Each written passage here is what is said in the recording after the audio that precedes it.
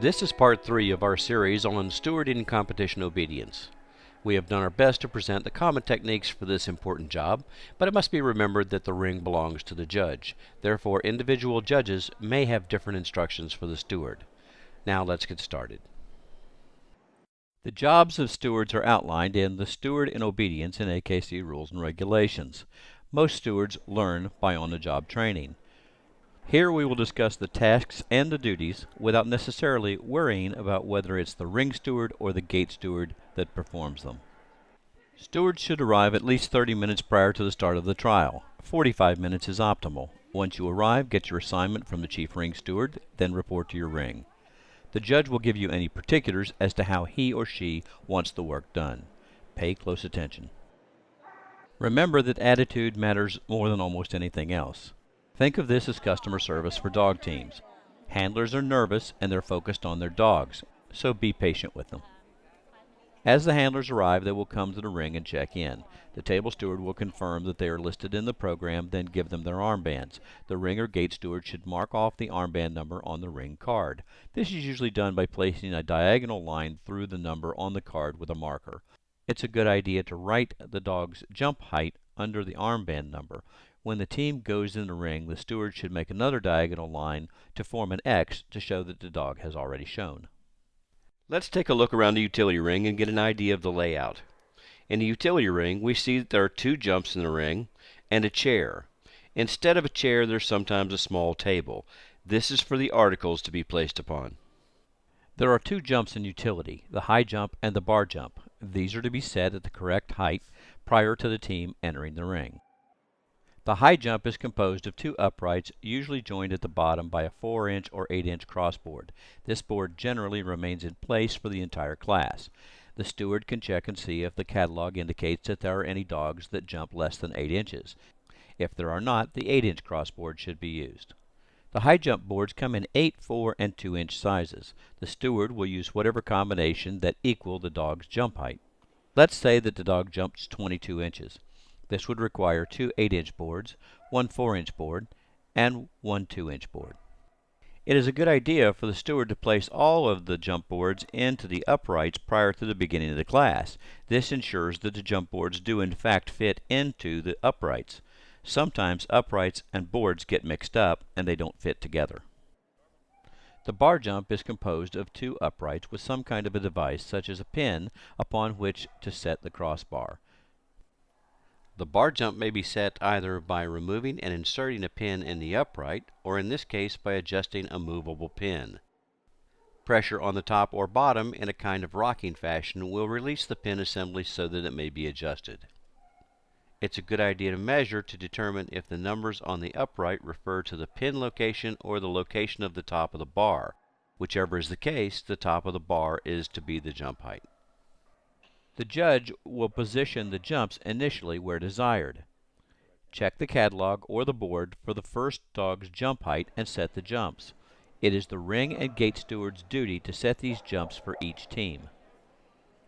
As in open, there is an A order and 6 B orders in utility. The judge will post the order for B 45 minutes before the class is to start. We will explain the steward's duty using the A order. Ideally, the stewards have identified the first or next team, and they are on deck and waiting to enter the ring. The steward should already have secured the handler's articles and gloves and placed them on a table or chair where everyone can find them. Do not get the next handler's articles and gloves mixed up with those of other handlers. It is a good idea to place the articles on 2 separate chairs once you've received them. You may place a sign on each of the chairs indicating which chair is for the team that is currently in the ring and which chair is for the on-deck team. Check and confirm that there are 10 articles and 3 gloves in the container. It is not unusual for handlers to place foreign objects in the container as well. Look in the container and remove any foreign materials such as food, tongs, extra articles, etc. According to the regulations, articles can be any household item. Most handlers purchase articles, however, they may use spoons, cans, blocks, or any other shape. Articles must be composed of wood, leather, and/or metal. Contained in the article container you will find 5 of 2 separate materials. Each article is required to have a number on it. When you select the 2 articles from the container, you will select articles with the same number.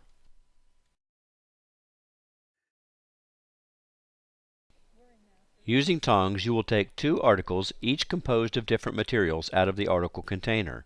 For example, one leather and one metal, or one wood and one leather. The judge will have positioned a chair or a table inside the ring. Place the two articles, using the tongs, on the chair or table inside the ring. If the club has not provided tongs, the judge should have some. These are the articles that the handler will later scent and the dog will hopefully find and retrieve. Leave the other articles in the container and place it near the ring gate. Remove the gloves and hand them to the other steward. The judge will indicate, usually with a chalk mark, where the articles are to be placed in the ring. They are to be no closer to the starting position of the handler than 20 feet. The judge will also mark where each of the gloves is to be dropped. More on this later. As in novice, the handler may not enter the ring until invited by the judge. This is because the judge is required to attend continuously to a team in the ring, and unless the judge is ready, he or she may not be fully prepared to turn full attention to them. When invited, the team will enter the ring, and once all the way in, the handler will remove the leash and hand it to the gate steward. The gate steward will hang the leash over the ring barrier at the gate opening so everyone knows where it is if needed.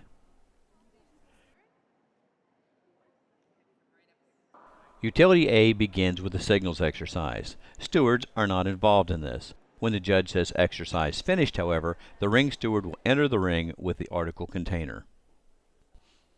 Moving efficiently to the spot where the judge indicated, turn and face the team. Allow the dog and the handler to see where you're placing the articles. Reach into the container and place the articles randomly on your side of the 20-foot mark.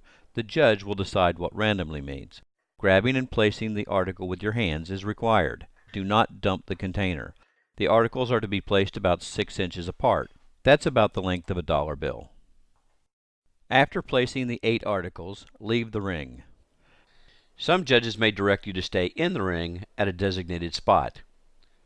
The handler will scent the articles and the dog will retrieve the articles. Following the second article exercise, the judge will say exercise finished. This is the steward's cue to retrieve the articles. The steward retrieving the articles will place the articles that are still in the pile in the container. The articles that the handler scented and that the dog retrieved should go in a side pocket or be otherwise kept separate. The second steward will proceed to the far corner of the ring in either the glove 1 or glove 3 spot as directed by the judge. Once the handler and dog are facing away from the glove end of the ring, the judge will indicate that he or she is ready for you to drop the gloves. One is dropped in the corner, the next in the middle, and finally the other corner. The judge will have mark spots indicating where the gloves should be dropped. The glove steward will then position himself or herself next to the closest jump stanchion. During the exercise, try and avoid looking at the dog, as it may believe that you may offer a command.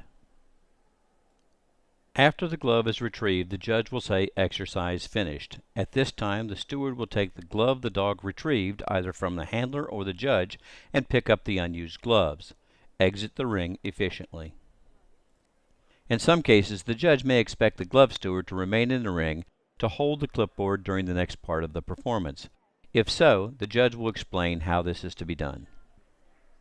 Upon leaving the ring, the steward will place the gloves in the side pocket of the article bag or attach them to the container as they were attached when the handler delivered them.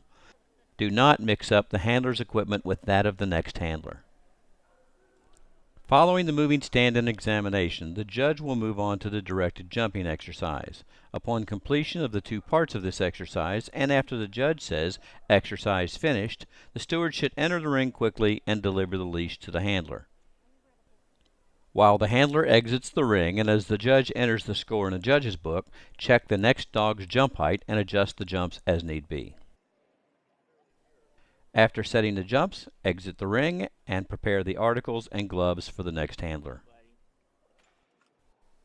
This is the conclusion of Part 3 in our series on stewarding and obedience. You can further your knowledge on stewarding by reading the Steward and Obedience in AKC Regulations. You can find them at akc.org/rules. Thank you for watching and enjoy your stewarding experience.